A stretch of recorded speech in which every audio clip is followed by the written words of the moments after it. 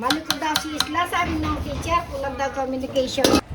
Hello mga ka-senior. Uh, Today is uh,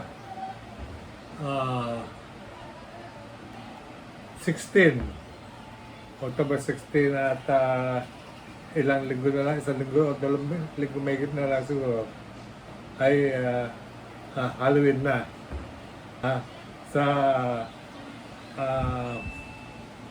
October 30, 31, 1, 2, ganyan. Ako kulang-kulang po yung cemetery, ganyan.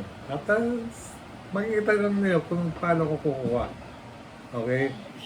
At sa 31 o 1, titignan natin kung ano yung meron magaganap na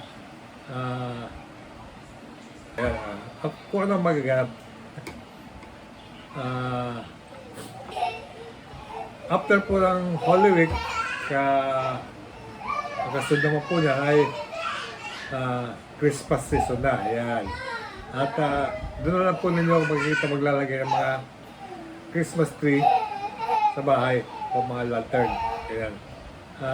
May nakikita kayo sa nakikita ko na pasimple pa lang yun. Pero maglalagay ako. Ayun, pampasaya. Ayan. Okay. At eto, ang niluto natin ngayon ay ang yung kangina. Ayan.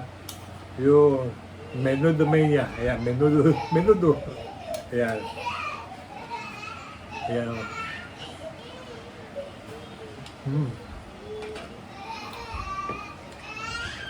Sarap pa. At kung makita nyo yung Menudo, halos kompleto po ng Rekado. Kompleto ng Rekado sa ginawa namin. May hotdog pa. Hotdog.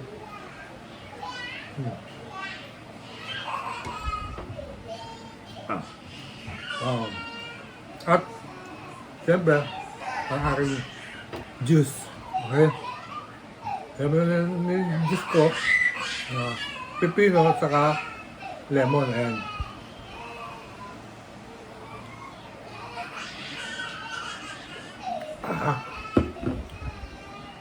Sarap pa. At siyempre meron din tayo ng kwantong cake. Kahapon po ay nag-birthday po yung apo ko. Ayan, si Soysoy, 3 years old na po siya.